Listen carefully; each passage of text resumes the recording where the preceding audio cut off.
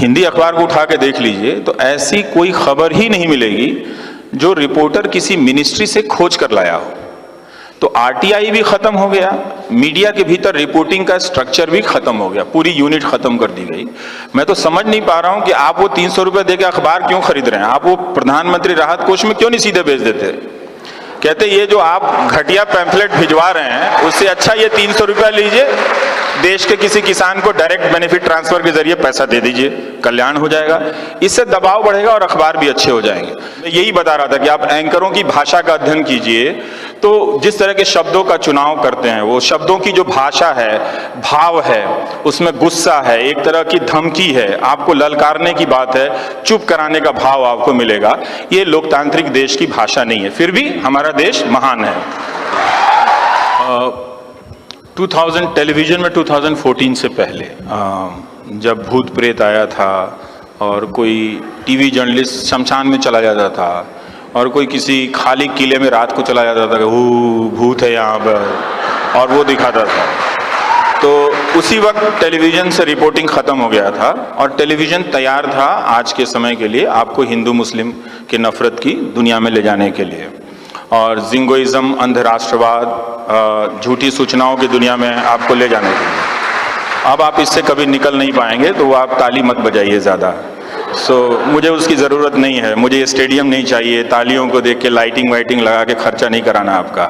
लेकिन आप देखिए कि 2014 से पहले ये चीज़ें ख़त्म हो जाती हैं और बीच में अन्ना आंदोलन का एक टाइम आता है जिसमें लगता है कि अरे ये आंदोलन दिखाने से तो टीआरपी मिलती है, तो वो थोड़ा सा कवरेज होने लगा। पर आज की तारीख में जनता उसी इंटेंसिटी से कई जगहों पे, कई राज्यों में जनता तैयार जमा होती है, पर अब टीवी नहीं दिखाता है, अब नहीं दिखाएगा। तो जब आप पब्लिक बन के एक्ट करेंगे, किसी सरकार के खिलाफ गुस्सा निकालेंगे, तो there will be no TV for you. कोई अखबार वाला नहीं आएगा, कोने में कहीं छाप देगा। तो अब आप गायब कर दिए गए हैं। तो ये स्ट्रक्चर खत्म हो गया और न्यूज़ एंकर निकाले जा रहे हैं। तो एक नौकरी, वैसे ही 45 साल में सबसे ज़्यादा बेरोजगारी है, कितने लोग अपनी नौकरी गंवा सकते हैं। तो बहुत सारे लोग उन्हीं चैनलों में लिखते हैं मुझे कि हमें शर्म आती है लेकिन पेट के लिए करना पड़ता है। तो वो जो पत्रकार आया, खासकर मैं हिंदी के पत्रकारों का तो इतना कह सकता हूँ, वो आता अपनी गरीबी लेकर है, लेकिन इरादा उसका पत्रकारिता का होता है। उसको कोई करने नहीं देता, अलग बात है, लेकिन वो आता पत्रकारिता में है कुछ करने के लिए, लेकिन उसको कोई करने नहीं देता। इतना मैंने देखा है, चाहे वो इटावा में काम करने वाला पत्रकार हो या मेरठ में काम करने वाला पत्रकार हो या उदयपुर में काम करने वाला पत्रकार हो। तो एक सनक है, एक जुनून है, लेकर चलता है, पर उसको कोई करने नहीं देता है। तो अब ये पूरा सिस्टम आपके हिसाब से खत्म कर दिया गया। अब वो प्रोपेगेंडा आता है, एक ही इशू पे 10 मंत्रियों का बयान आता है, अपोजिशन का कहीं कोई नामो निशान तक नहीं है। अब आप ही कहने लगे हैं, इतना सफल हो गया है कि अपोजिशन तो कहीं है ही नहीं। तो जब उसकी आवाज खत्म हो गई है, अपोजिशन तो आप भी है ना, तो आपकी आवाज कहाँ है? आप ही की आवाज नहीं है और आप कहते हैं अपोजिशन नहीं है। अपोजिशन का नहीं होना मतलब पब्लिक का नहीं होना है। एक बार जब सरकार बन जाती है तो सारी पब्लिक एक तरह से अपोजिशन में होती है, वो बैठ के देख रही होती है डायस के उस तरफ से। आप ही की आवाज इस मीडिया में नहीं है। ये स्ट्रक्चर खत्म हुआ और एंकर निकाले जाने लगे, एडिटर्स निकाले जाने लगे। जब हेट सीरीज हुआ हिंदुस्तान टाइम्स में, प्रसून जो वाजपेयी को निकाला गया, अभिसार को निकाला गया। जो अच्छे पत्रकार हैं उनके पास अब नौकरियां नहीं हैं और ये बहुत दुख की बात है कि 1 अरब आबादी के देश में एक पत्रकार को यूं ही निकाल दिया जाता है। और लोग कहते हैं ये तो पहले भी निकाले जाते थे। तो ठीक है, अगर आपको यही तर्क आपके पास बचा है तो ये तो बुजदिली का तर्क है कि पहले भी निकाले जाते थे तो पहले से गुलामी हो जाते हैं, फिर पहले भी हम गुलाम थे, उसके पहले भी चले जाते हैं, उसके पहले भी चले जाते हैं।